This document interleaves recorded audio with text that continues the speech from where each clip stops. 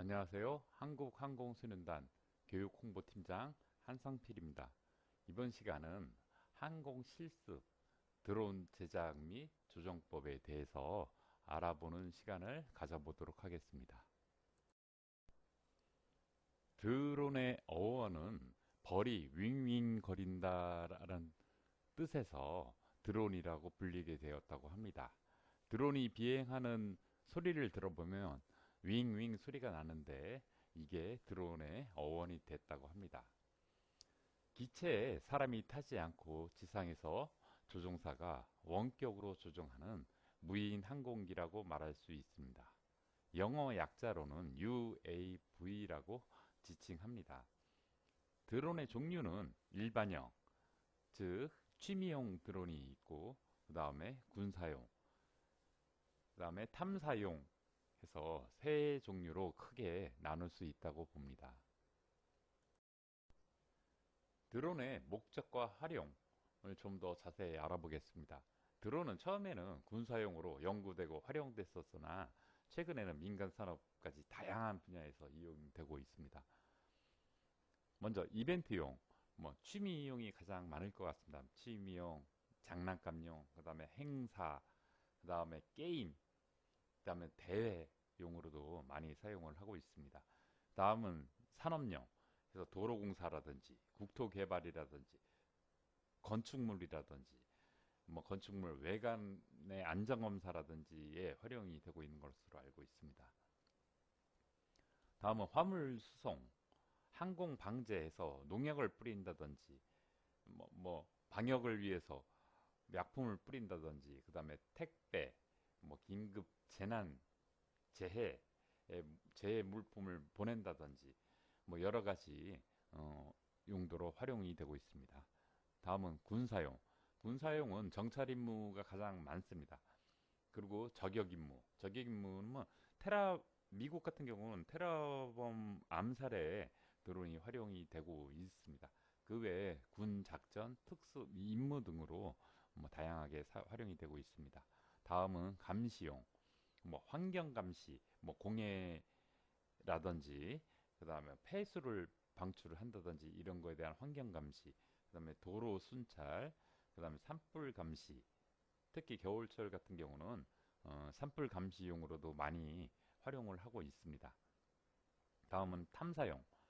사람이 갈 수 없는 오지, 그다음에 화산이 있는 곳, 그다음 홍수가 나고 있는 곳 이런 쪽에 드론을 보내서 미리 상황을 파악한다든지 하고 있습니다. 또한 얼마 전 화성에 우주 탐사용 드론도 개발이 돼서 발사가 돼서 화성에 도착해 있습니다. 그래서 앞으로 이런 우주 탐사용 드론도 다양하게 개발되리라 예측이 됩니다. 드론은 로터 수에 따라서 드론의 명칭이 있습니다. 로터, 우리가 흔히 프로펠러라고도 많이들 이야기를 하는데 정확한 표현은 로터가 맞습니다. 그래서 로터가 한 개인 싱글콥터, 싱글콥터 같은 경우는 로터가 빠른 속도로 회전을 하게 되면 동체도 같이 회전하는 단점은 가지고 있습니다.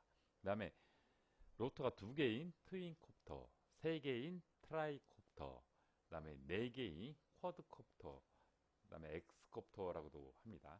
그래서 네 개짜리는 우리가 흔히 자주 볼 수 있는 일반적인 드론 형태가 네 개짜리가 가장 많습니다. 그 다음에 여섯 개짜리인 헥사콥터, 그 다음에 여덟 개짜리 옥토콥터 등이 있는데 여섯 개, 여덟 개짜리 같은 경우는 로터가 많기 때문에 좀 더 강한 힘으로 무거운 물건도 들어 올릴 수 있는 힘을 발휘할 수가 있습니다. 그래서 무거운 물건을 실는다든지 아니면 배송용으로 사용을 한다든지 할 때 로터의 개수가 많은 드론을 사용을 합니다. 드론의 기본적인 비행 원리 말씀드리겠습니다. 첫 번째하고 네 번째 같은 경우는 로터가 시계 방향으로 회전을 합니다. 그와 반대로 두 번째와 세 번째는 반시계 방향으로 회전을 하게 되는데, 이것은 드론의 회전력을 상쇄하기 위해서 서로 반대로 움직이게끔 설계가 되어 있습니다. 만약 그림에서 보는 바와 같이 한쪽 방향으로만 회전 시, 예를 들어서 시계 반대 방향으로 회전을 하게 되면 기체에 가해지는 회전력은 반대로 작용을 하게 돼서 로터가 돌아가는 반대 방향으로 본체는 돌아가게 됩니다. 이것은 헬리콥터 회전력으로도 알 수가 있습니다. 큰 메인 로터가 빠른 속도로 회전을 하게 되면은 그 반대 방향으로 동체가 같이 돌게 됩니다. 근데 이거를 방지하기 위해서 꼬리날개에 테일 로터라고 해서 기체가 반대로 돌아가지 않게끔 상쇄를 시킬 수 있게끔, 회전력을 상쇄시킬 수 있게끔 테일 로터가 달려있게 됩니다. 일반 시중에 있는 드론 조종기의 종류는 모드 1과 모드 2가 있습니다. 모드 1은 오른쪽에 스로틀 레버가 달려 있어서 이 레버를 올리게 되면 드론이 떠오르게 됩니다. 모드 2의 경우는 반대로 왼쪽에 스로틀 레버가 달려 있습니다. 모드 1 같은 경우는 우리나라에서 예전부터 사용을 하던 모드가 모드 1입니다. 그래서 일반적인 RC를 예전부터 배웠던 사람의 경우는 모드 1에 익숙해져 있습니다. 아래 그림을 보면은 모드 1의 그림입니다. 그래서 오른쪽 스로틀 레버를 올리게 되면 드론이 상승을 하게 됩니다.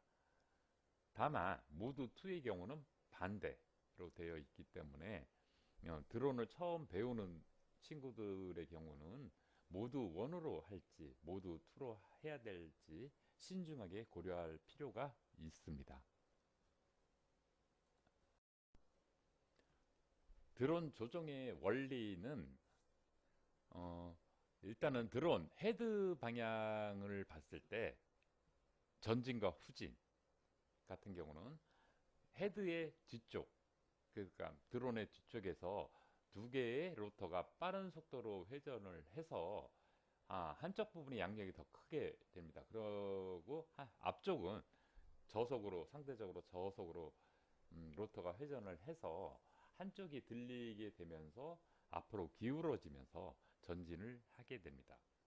그리고 드론의 회전은 그림에 보는 바와 같이 드론의 회전력을 이용을 합니다. 그래서 서로 대각이 되는 부분이 빠르게 회전을 하게 되면 그 반대 방향으로 드론의 회전력이 작용을 해서 드론이 방향을 바꿀 수가 있습니다. 이것은 제자리에서 방향을 좌측이든 우측이든 바꿀 수 있게 됩니다. 드론의 회전 비행과는 조금 다른 드론의 좌우 비행은 왼쪽이든 오른쪽이든 그 한쪽에 있는 부분이 상대적으로 고속으로 로터가 회전을 해서 드론이 기울어지면서 좌측이든 우측이든 비행을 할 수 있게 됩니다. 이것은 모드 1 기준으로 했을 때 오른쪽에 있는 레버로 좌측, 우측을 조정을 해서 원하는 대로 비행을 할 수가 있습니다. 비행기에 에일러론의 역할을 하고 있다고 보면 됩니다. 드론의 조종에 대해서 전체적인 설명을 드리겠습니다. 모드 1 기준입니다. 먼저 2번 출력 조절. 출력 조절은 뭐냐면 스로틀입니다. 스로틀 레버를 위쪽으로 올리게 되면 드론의 파워가 증가가 돼서 떠오르게 됩니다. 그래서 이 스로틀 레버로 가지고 본인이 원하는 고도까지 맞추면 됩니다. 다음은 전진과 후진. 이것은 왼쪽 레버를 앞으로 밀면은 전진, 뒤로 밀면은 후진을 하게 됩니다. 다음은 회전. 그래서 좌회전, 우회전이 있는데 이거는 왼쪽 레버를 좌측이든 우측이든 했을 때 회전을 하게 되는데 이거는 드론이 기울어짐이 없이 제자리에서 좌측이든 우측이든 회전을 하게 됩니다. 그 다음엔 수평 비행. 수평 비행은 오른쪽 레버 좌측 우측을 이용을 하게 되는데 이거 수평 비행 같은 경우는 드론이 기울어지면서 좌측으로 가던 우측으로 가던 비행을 할 수 있습니다. 이 방법을 정확하게 숙지를 하여야만 능숙하게 드론을 조정을 할 수가 있습니다. 드론 비행 원리에 대한 동영상을 잠시 보고 이어가도록 하겠습니다. 3.1절 100주년을 기념하여 독립기념관 밤하늘에 수놓은 아름다운 태극기와 한반도. 이 불빛들은 100대의 무인 비행장치 드론입니다. 정밀한 위치인식과 통신기술은 물론 정밀 제어 기술까지 우리나라도 드론 군집 비행 기술을 확보한 것이라고 합니다. 그런데 드론은 어떻게 하늘에 떠 있을 수 있는 걸까요? 여기 가장 대표적인 드론 4개의 프로펠러로 이루어진 쿼드콥터가 있습니다.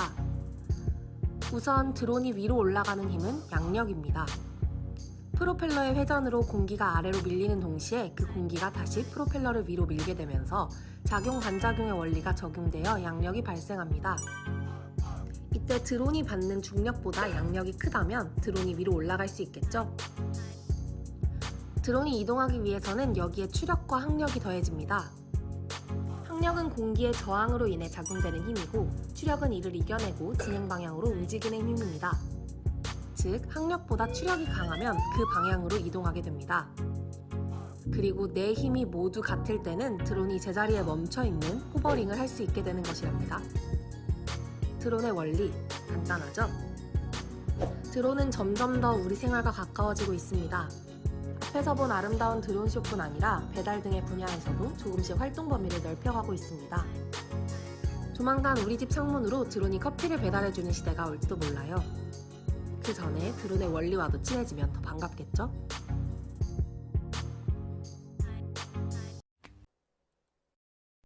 네, 동영상 잘 보셨나요? 처음에는 손이 익숙치 않아서 제대로 조정은 안 될 겁니다. 다만 열심히 연습을 하게 되면 내가 원하는 대로 드론을 멋지게 조정할 수 있으리라 봅니다. 드론 비행시 준수 사항이 있습니다. 이것은 항공법 제23조에 나와 있습니다. 그래서 비행 금지 시간이 지정이 되어 있습니다. 야간 비행, 해가 떠 있는 시간에만 비행을 할 수가 있습니다. 즉 해가 진 다음부터 해가 뜨기 전까지는 야간 비행이라고 간주를 해서 비행을 할 수가 없습니다. 그 다음에 비행 금지 장소가 지정이 되어 있습니다. 비행장 또는 공항 반경 9.3km 이내인 곳에서는 관제권이라고 해서 드론 비행을 할 수가 없습니다. 잘못하면 비행기가 이륙하고 착륙할 때 충돌할 수 있는 위험이 있기 때문에 비행 금지 구역으로 설정이 되어 있습니다. 또 우리나라 같은 경우는 비행 금지 구역이 좀 더 많은데요. 뭐 휴전선 근처라든지 서울 상공, 서울 도심 상공이라든지는 비행을 할 수 없게끔 되어 있습니다. 그래서 이거는 꼭 지켜서 비행을 하지 않도록 주의를 해야 될 것 같습니다. 서울 대부분 지역이 금지 구역으로 설정이 되어 있습니다. 그래서 예를 들면 한강, 고수부지에서도 비행을 하면 안 됩니다. 참고로 알아두시면 좋을 것 같습니다. 일부 구역은 허용된 구역이 있습니다. 광나루 지역이라고 해서 모형 항공기를 날릴 수 있는 구역이 있는데 그쪽 빼고는 서울 대부분 지역에서는 비행을 할 수가 없습니다. 또 고도가 150m 이상 고도로 비행하는 것도 금지되어 있습니다. 왜 그러냐면 비행기 항로 구역이 150m부터 시작이 됩니다. 그래서 항공기와 충돌할 수 있는 위험이 있습니다. 그리고 인구가 많이 모여 있는 지역, 사람이 많이 모이는 지역, 스포츠 경기장이라든지 각종 페스티벌을 하는 곳에서는 드론을 날릴 수가 없습니다. 혹시 뭐 오작동이라든지 고장에서 추락을 하게 되면 인명피해 위험이 높기 때문에 그렇습니다. 그 다음에 비행 금지 행위가 있습니다. 비행 중 낙하물을 투하하지를 말아야 됩니다. 뭐 개조를 해서 낙하물을 투하하시게끔 한다든지 하면은 절대 안 됩니다. 그 다음에 음주 상태에서는 비행을 할 수가 없습니다.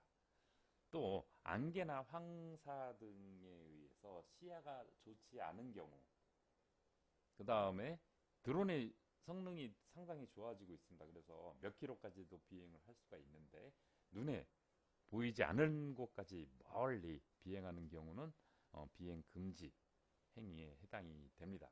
기타 자세한 사항은 국토교통부 홈페이지에 들어가셔서 참조해 보시면 좋을 것 같습니다. 그것 말고도 스마트폰 앱이 있습니다. 그래서 앱을 통해서도 비행 금지 구역을 확인할 수 있으니 드론 비행 시 준수 사항을 숙지하셔서 법에 저촉하지 않는 안전한 비행하기 바랍니다. 드론 관련 대회 안내를 드리도록 하겠습니다. 코리아커 항공우주과학경진대회라고 해서 우리 한국항공소년단에서 주관하는 대회가 있습니다. 매년 5월에 개최를 하게 됩니다. 그래서 드론 미션 레이싱 같은 경우는 출발을 해서 오륜 미션을 통과를 하고 그 다음에 착륙 미션이 있습니다. 착륙 미션을 하고 나서 지그재그 미션을 통과해서 허들 미션을 통과하고 그 다음에 착륙을 하는 누가 가장 빠른 속도로 비행을 하는지를 겨루는 대회입니다. 하단의 사진은 드론 미션 레이싱의 사진입니다. 그래서 여러분들도 연습을 충분히 해서 꼭 참여했으면 하는 바람입니다.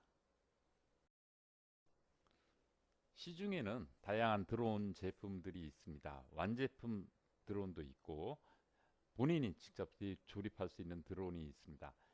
이 시간에는 본인이 직접 조립할 수 있는 드론에 대해서 설명을 하도록 하겠습니다. 여기 사진에 보이는 드론 말고도 뭐 다양한 종류들이 있습니다. 그러나 일단은 본인이 직접 조립할 때 주의할 점에 대해서 안내토록 하겠습니다. 조립형 드론의 경우는 제품 구성을 정확하게 인지를 해야 됩니다. 인지를 하고 정확하게 부속들이 들어있는지 확인을 해야 됩니다. 그리고 여기 보시면은 뭐 첫 번째 뭐 조종기, 그 다음에 두 번째는 상하 프레임, 그 다음에 배터리는 제대로 들어있는지, 메인 PCB는 기판이라고 보면 됩니다. 여러 가지 센서가 들어있는 기판. 그 다음에 나사가 많이 들어있습니다.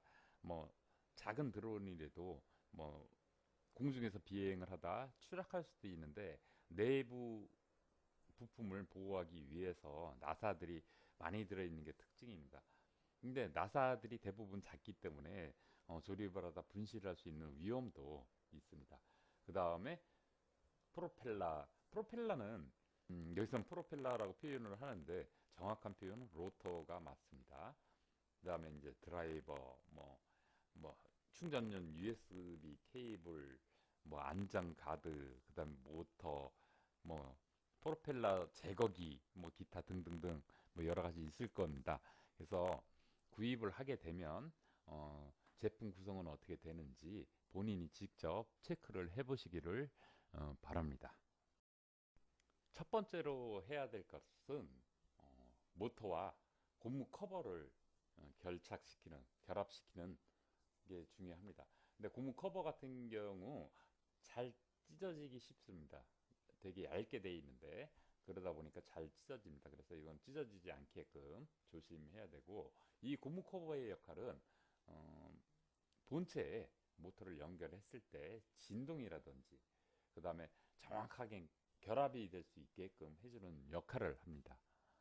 그래서 다시 한번 말씀드리면, 찢어지지 않게 정확한 위치에 정확하게 결합을 해야 된다라고 인지하고 계시면 좋을 것 같습니다. 모터가 완료가 됐으면 그 다음에 모터를 기판에 PCB라고 하는데 기판에 연결을 해야 됩니다. 그런데 좀 전에 설명했듯이 모터가 서로 반대 방향으로 돌아가게 됩니다. 그러다 보니 이거 같은 경우는 설명서의 대부분은 설명이 되어 있습니다. 음, 그림에서 보는 것 같은 경우는 뭐 붉은색 소켓, 흰색 소켓 이런 식으로 해서 서로 구분이 되어 있습니다. 그래서 이 설명서를 자세히 보고 정확한 위치에 모터를 연결을 해줘야 됩니다. 대부분은 모터가 정확하게 맞게끔 이렇게 되어 있습니다. 그래서 억지로 뭐 들어가지 않게끔 잘 되어 있기 때문에 설명서를 잘 읽어보면 됩니다. 여기서 주의할 점은 기판 같은 경우, PCB 같은 경우, 기판 같은 경우는 뭐 여러 가지 센서들이라든지 부품들이 들어 있습니다. 그래서 손가락으로 자꾸 만지게 된다든지 했을 때는 오작동할 수 있는 여지가 충분합니다. 그래서 가급적이면 그런 센서 부분은 만지지 말고 주의해서 조립을 하면 좋습니다. 또 모터 같은 경우는 가느다란 전선으로 연결이 되어 있는데 이것 또한 가느다랗기 때문에 아주 약합니다. 그래서 끊어지지 않도록 조심스럽게 조립하는 것을 추천드립니다. 모터를 모두 연결하고 나서는 하부 프레임에 음, 기판하고 그다음에 모터를 연결을 해야 됩니다. 이제 이때 기판 같은 경우도 작은 나사로 고정을 하게 되는데 나사가 상당히 작습니다. 작기 때문에 한꺼번에 나사를 빼서 쓰다 보면 분실할 수가 있습니다. 그래서 필요한 나사만 하나하나 빼서 쓰기를 추천드립니다. 분실하는 경우가 너무너무 많습니다. 분실하게 되면 보이지도 않습니다. 작아서. 그래서 하나하나 빼서 쓰는 게 좋고, 그 다음에 기판 같은 경우는 너무 세게 이 나사를 돌리게 되면 혹시 뭐 기판에 무리가 가서 뭐 깨진다든지 아니면 다른 무리가 가서 작동을 하지 않을 수가 있습니다. 오작동을 한다든지 작동이 제대로 안 된다든지 할 수가 있기 때문에 음, 적당한 힘으로 돌려서 정확하게 고정은 시켜주면 좋겠습니다. 하부 프레임에 기판을 정확한 위치에 조립이 완성이 되면 이번에는 상부 프레임, 그러니까 윗 덮개입니다. 덮개를 덮어서 나사로 고정을 해야 됩니다. 여기도 마찬가지로 많은 나사들이 있는데 이렇게 많은 나사가 있는 이유는 내부에 있는 부품들을 보호하기 위해서 혹시 비행하다 추락을 하더라도 내부에 있는 부품들이 고장 나지 않도록 하기 위해서 이렇게 튼튼하게 나사들이 많이 들어 있습니다.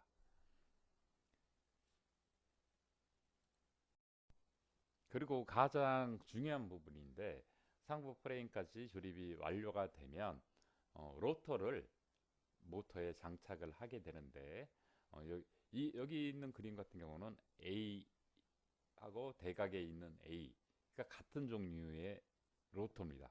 그래서 A형, 그 다음에 B 보면 B도 서로 대각에 같은 종류의 로터가 달려 있습니다. 그래서 이거를 설명서를 잘 보고 시계 방향으로 돌아가는 로터인지 반시계 방향으로 돌아가는 로터인지를 정확하게 맞춰서 조립을 해야지 정상적인 비행을 할 수가 있습니다. 그리고 이 로터가 완성이 되면 드론에 따라서는 안전 가드가 있는 드론들이 있습니다. 그러면 가드가 있으면 이거를 연결을 해주면 안전하게 드론이 추락을 하더라도 파손되는 위험을 줄일 수가 있습니다. 마지막으로 드론이 다 완성되면 배터리를 충분히 충분히 완충을 해야 됩니다. 완충을 하고 드론 하단부에 배터리를 고정을 시켜서 비행을 할 준비를 하면 됩니다. 다음은 드론 초기화입니다. 초기화 같은 경우는 제조사별, 제품별 다양한 초기화 방법들이 있습니다. 그래서 설명에서 나와 있는 거를 잘 보고 어떤 방식으로 초기화를 시키는지 정확하게 해주는 게 좋습니다. 이 초기화는 드론 기본 세팅을 하기 위해서 초기화 작업을 하게 됩니다. 또 드론에 따라서는 비상 착륙 버튼이 있는 드론이 있습니다. 만약 비상 착륙 장치가 있다면은 어, 미리 숙지를 하셔서 혹시 오작동이라든지 만약에 모를 위험 사항이 있을 경우 비상 착륙 버튼을 눌러서 안전하게 조정할 수 있게끔 했으면 좋겠습니다. 이상 드론 제작 및 조정에 대해서 알아봤습니다. 드론 자격증도 있습니다. 여러분들도 도전을 하셔서 드론 전문 자격증을 꼭 취득할 수 있었으면 하는 바람입니다. 꿈꾸는 청소년 그 꿈을 응원합니다. 감사합니다.